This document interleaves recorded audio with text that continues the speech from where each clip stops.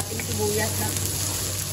Nakalimutan na yung pigutin ni Mapa Cooking yung sibuyas natin. So, tapos yung ating sili.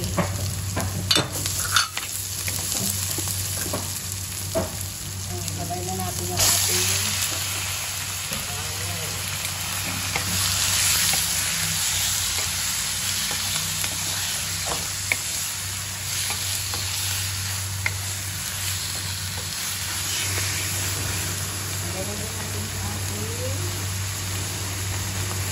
paminta, buo at saka matawag dito laurel. May buo yan, may durog. Balikan natin. Sabayan natin ng toyo. Ay, suka na pala to. Suka. Kita ko mo yung suka. Kaya ng toyo. Naula pa yung suka. Ayan. Antayin ko lang yung mag-ano yung suka niya kasi nauna yung Mapa Cooking. Lalagay ko na yung ating suka pa. Okay na yan.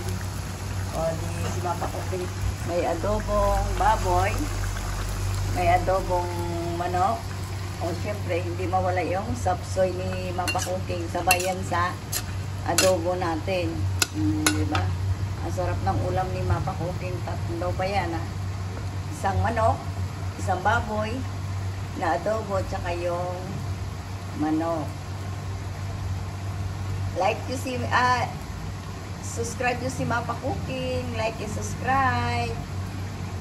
Thank you sa nanonood kay Mapa Cooking. So, yan yung ating adobo. Antayin lang ni Mapa Cooking matuyo talaga yung ating sabaw dito sa adobong baboy. Balikan natin maya-maya pa yan. Tatakit. Ay, wala nga yung takot sa taas. Mamaya, takitan natin yun. Ayan. Dantayin lang natin matuyo ito.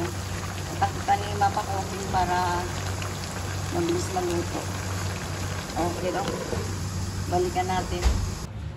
Okay na yung ating adobong baboy. Ni Mapa Cooking. Hi, it's me, si Mapa Cooking. Like and subscribe. Thank you for watching. Thank you sa nanonood. Thank you sa nag-subscribe.